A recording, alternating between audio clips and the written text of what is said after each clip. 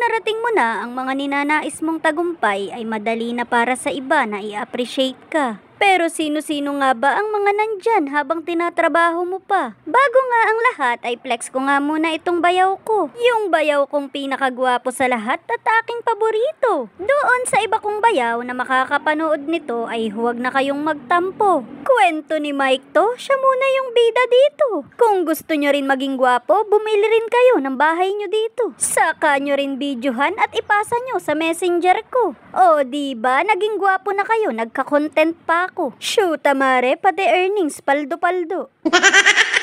Bago nga nila nakamit itong bahay na pangarap nila ay pinili muna ng bayaw ko ng mga ibang bansa. Lahat ng hirap at sakripisyo hindi niya inalintana. Magandang buhay at kinabukasan ng pamilya ang palagi niyang inaalala. Araw-araw kinalaban ng lungkot, kapayapaan ng isip, nararanasan niya lang sa tuwing siya'y tulog. Habang patuloy kang nangangarap kasama ng buong pamilya mo ay hindi maiiwasan na maliitin ka ng ibang tao. Kadalasan pa nga mga kakilala, kaibigan, kamag-anak at minsan mga sarili mo pang kadugo. Ipapamukha sa'yo na hanggang dyan ka na lang at wala kang mararating. Sasabihan ka pa na marami ka pang kakainin kanin. Pero huwag na huwag kang magpapaapekto bagkus ay lalo mong pangarapin. Tahimik mo lamang ilaban lahat ng pangarap mo at hayaan mong ang tagumpay mo ang mag-ingay para sa'yo. Habang ikay nasa pagkalugmok, para ka lamang bulaklak ng kampupot. Mabaho, maliit at kakarampot. Pero kapag nagtagumpay ka na, ikaw na ang pinakamagandang bulaklak sa paningin nila. Daig mo pa sa bango ang bulaklak ng sampagita, syuta.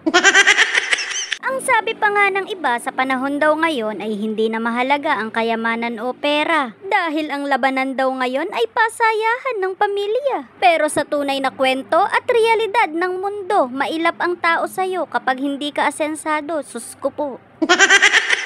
Napakalaking bagay nga para sa mga nangangarap at nag-uumpisang bumuo ng sariling pamilya ang ganitong klasing housing. Sa dami na nga ng sinabi ko, sa wakas nga at tayo'y nakarating na rin.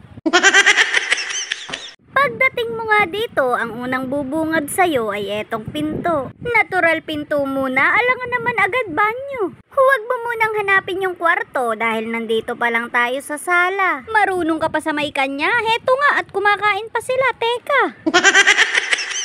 Nire-remedyo na nga nitong bayaw ko itong kanilang banyo para nga goods na pag sila'y lumipat dito. Taas ang kamay ng may mga bayaw na katulad nito. Yung tipong siya na yung foreman at labor, siya pa rin yung amo. Bonus na nga lang yung pagiging gwapo. Shoota bayaw, kinakabahan na ako. Magkano kaya yung talent pick ko nito?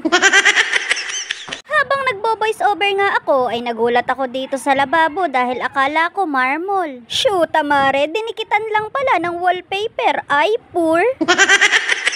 Nakakamacho pala talagang tignan ang mga lalaking nagwawalis. Makita ko lang talaga yung asawa ko na magwalis, bibigyan ko ng Little Princess. Kinabukasan nga ay naghukay naman itong bayaw ko ng pag-iimbakan nila ng pera. Shoota mare, mali, tae pala. Kung pipili ka lang din ng mapapangasawa ay wag lang basta tumingin sa itsura. Piliin mo yung lalaking marunong magpala, pala masaya. Wala na namang kwenta, shoota. Aanhin mo yung asawang gwapo kung hindi naman marunong magpanday ng bahay nyo. Sayang ang tato.